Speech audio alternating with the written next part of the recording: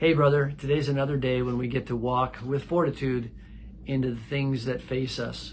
And I want to bring to you a word today that's very important as we walk with fortitude and really as we try to restore our sense of strength and fortitude. And it's this word, truly. When we have made a mistake, when we've drifted away from God, or a relationship has become awkward, it's often because what we talked about yesterday, that there's been some kind of sin that's taken place.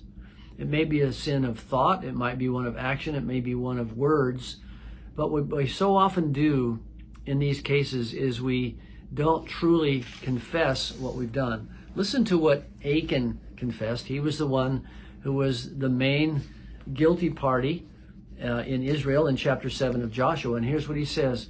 And Achan answered Joshua, "Truly I have sinned against the Lord God of Israel, and this is what I did. When I saw among the spoil a beautiful cloak from Shinar, and 200 shekels of silver, and a bar of gold weighing 50 shekels, then I coveted them and took them. And see, they are hidden in the earth inside my tent, with the silver underneath." Now, you're not facing stoning like Achan faced, and probably what you've done isn't endangering an entire nation. Nevertheless, there are things that we do and say and intend that hurt people, and they feel distant from us and we feel distant from them. And what we often do that doesn't help the situation is we come and we share with them these words, "I'm sorry if." Now, a couple things are wrong with that. Number one, sorry is an emotion. It's not taking accountability for an action. And the word "if" is basically putting the burden back on them, saying, if I hurt you, then that's probably your problem. You can tell me about it at some point. Here's what I want to encourage you to do, man. When you need to restore a relationship with your wife or a work associate, come to them and say, I want to tell you that here's what I did. I know it hurt you. It was wrong. I overlooked something. Maybe it was unintentional, but nevertheless, here's what I did.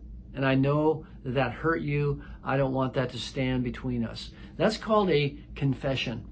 When we do that with our wives, what they really understand is that we're taking responsibility for the things that we've done. We're not just saying, I'm sorry, let's get over it, let's move on. They're hearing a confession from the heart of a man who wants not only to move toward them, but move toward God with a new sense of fortitude. So confession is simply agreeing.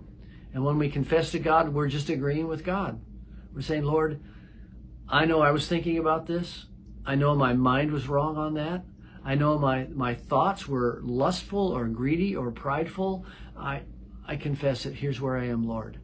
Or when it's with a person, we just confess what we've done or said or thought.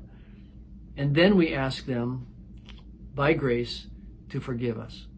Well, this is a very important aspect of our process of dealing with sin, which steals our fortitude.